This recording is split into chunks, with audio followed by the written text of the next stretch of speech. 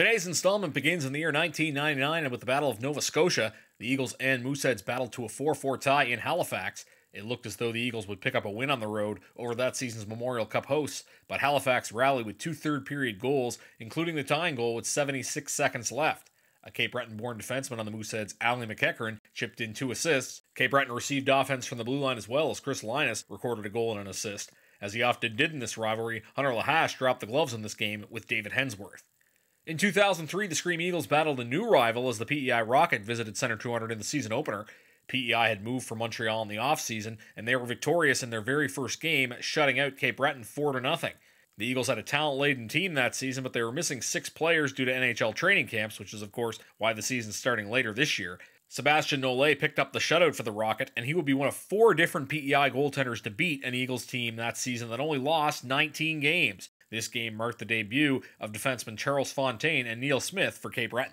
The Eagles had better luck when they opened the 2008-2009 season with a 4-3 victory on home ice over Halifax. It was a busy 48 hours at Center 200 as Our Lady Peace performed the night prior. The game marked a new era behind the bench for Cape Breton as Mario DeRoche marked his first game as Eagles head coach. Vincent Lavigueur led the way in a victory, scoring twice for the home team. Lavigueur carried over his success from the prior year's playoffs against Halifax, where he shadowed Brad Marchand. This game was the beginning of a long rebuilding process for the Mooseheads, as they would spend the next 3 years at or near the bottom of the league. Skipping ahead to 2014, which was the first season opener yours truly ever called for the Scream Eagles, saw Cape Breton victorious 6-3 in Moncton. Wildcats goaltender Alex Dubois, usually a star against the Eagles, allowed 6 goals on 33 shots. Kyle Farrell led the way for Cape Breton with 2 goals. It was the first QMJHL game for 2 Cape Breton megastars as Pierre-Luc Dubois scored a goal and collected an assist, while Evgeny Svechnikov recorded a 3-point night with a goal and 2 assists, both making their Q debuts. Also making their QMJHL debuts for the Scream Eagles were Colby Tower, Felix Martineau, Jeremy Baudin, and Dylan Boucher. Jonathan Deschamps, acquired from Sherbrooke in the offseason, made his Cape Breton debut, and also making his Cape Breton debut, Mason Gray, playing in just one of 9 games he'd play for the Eagles, demolished Wildcats rookie Zachary Malatesta in a fight behind the net. Francis Brunel was also scrapping for the Eagles, dropping the gloves with Chris Cobham.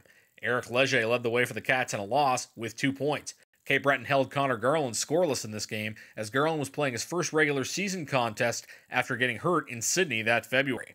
Finally, in 2015, the Eagles had already begun their season, but they suffered their first loss of the year on this date in Charlottetown, the Islanders winning 5-0 and outshooting the Eagles 38-20. Matthew Welsh picking up the shutout in his first QMJHL game. He was backed up by future Scream Eagle goaltender Daryl McCollum. Alex Belanger took the loss for Cape Breton while making 33 saves. Sydney native Mitchell Balmas and Brad Kennedy both scoring twice and adding an assist for Charlottetown, while Luc Deschênes added 3 assists from the blue line. Yannick Bertrand of the Eagles had his first QMJHL fight in this game as he battled Alex McQuaid. And that is this day in Scream Eagles history.